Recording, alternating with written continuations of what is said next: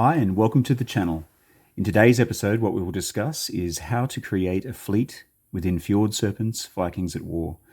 Now we're going to go through a few examples here and just use a bit of a visual representation to make it a little bit easier.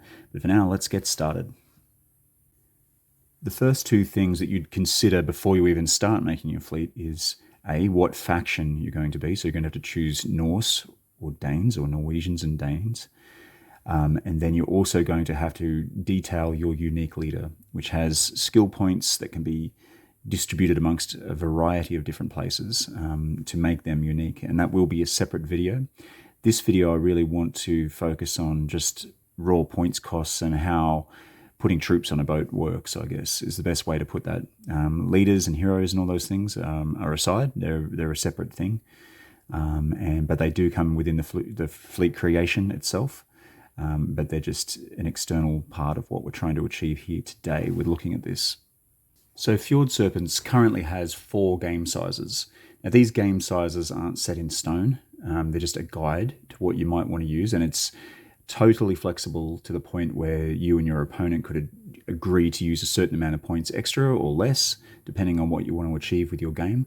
It really doesn't matter, but as long as they fall somewhere near these points costs, then this is what they're going to be called. So at 45 points, we have a Herseer size engagement. Now, this has really been set up for the box set itself, because inside the box set, you have enough for a Herseer engagement. So what that means is you've got enough ships to be able to put two Jarls against each other and to be able to do that successfully. So an example of this is you'll be able to field a Snekjar and a Kavi, and then some upgrades. That's just at a base level. But in the same token, you could also field 2 Snekjar, but you just wouldn't have as many points to upgrade, obviously. So that's kind of how that works. The second type of engagement, which will probably end up being the standard or the competitive size engagement, is the Jarl level, and that is at 65 points. So with this one, you can have a whole array of different setups and ships and lots of options for upgrades, etc. And the largest of these is the King engagement, which is an 85-point engagement. So you're fielding anywhere from like 3 massive ships to 5 Kavi, you know what I mean? So this is quite a large-scale engagement that is representing. First things you'll be wanting to consider is the points cost of the ships themselves. So in front of us here, we have a Kavi longship and we have a Snekjar longship. These are both included in the base set, and you get 2 of each. So what we want to look at here is the Kavi longship. It has 4 crew slots and it has 1 leader upgrade slot, whereas the Skeed has 6 crew slots and it has 2 leader upgrade slots. And the difference in points is 15 points for this one and 21 points for this one. Taking a closer look at the Kavi longship and what is included. Now, when you purchase a ship in Fjord Serpents, what you want to consider is this 15 points cost that it costs for this Kavi longship. I get a full complement of lead and crew.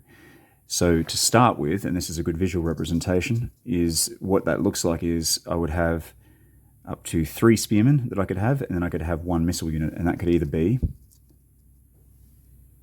Javelineers or archers. So it's really up to me. That comes included with the ship. Okay, so say I wanted to go, okay, I want to use archers. So I would put Javelineers back there, and then that would be the leadang complement of my Kavi longship. Anything extra that I want to purchase would cost extra or additional points, and as would leaders beyond your Jarl, which is a free model. Likewise, for the Snekjar longship, I would be receiving up to 4 spear units and any 2 missile units. And I wouldn't have to use missile units either. I could replace these missile units with more spears if I wanted. But here's just an example of a basic setup I could use for this Snekjar longship, which would come free of charge with the 21 points that I paid for it. So here I've got 4 units of spears, and I have a unit of Javelineers and a unit of archers. And that would be my leadang complement for free. And like the Kavi, anything extra I purchased upon that would be an upgrade. So in this example we have right here is what we're trying to achieve is to make a fleet of Hersier level. So you can see I have my Jarl up there. This would be the complete fleet at that level, which is the smallest engagement level at 45 points. This ship with its crew is 15. This ship with its crew is 21. But what I've done is I've made a series of upgrades to turn this to a 45-point fleet. And the way I've done this is I've put 2 unit upgrades on each ship.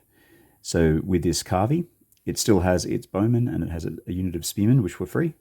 It's replaced 2 units of spearmen with 2 units of herdmen, 1 unit of herdman axemen and 1 unit of herdman swordsman. All right, so that is an extra 4 points. So this ship now costs 19 points. This ship over here, I've done 2 upgrades, and what I've decided to do is it's kept a unit of javelins. It has 3 units of spearmen, sorry.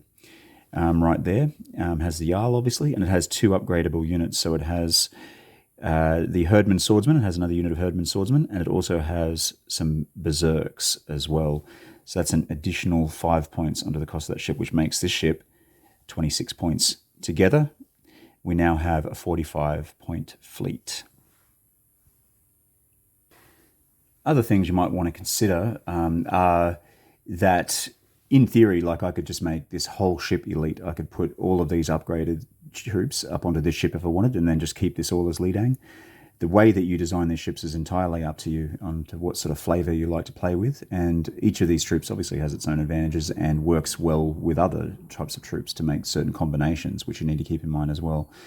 But say that I wanted to, instead of just having normal troops as upgrades, I wanted to upgrade leaders. That's something I could do too. I have a slot here, and I do have a slot available on this ship as well, including my Jarl, which is already there. So I could take away one of these upgrades. Like say I took away the axeman and replace that back with a spearman, I'd have another 2 points to spend. So then I could have 2 points to spend on leaders, and that's a video for another day. But this is just giving you just a brief look at how fleets are created. It's quite simple, very logical and easy to follow. It's just basic points and arithmetic. But yeah, I hope you've enjoyed this today. Please continue to support Fjord Serpents. Thank you so much for all those people that have. There's been a really good response to it. We're nearly there. We're getting there with our Kickstarter. We're not even halfway there yet, and we're about 62% as funded as I talk about this video. So please hold on to those pledges. It really means a lot to us. And yeah, consider talking to some of your friends and local gaming community. And let's get this baby funded. And thank you for your time.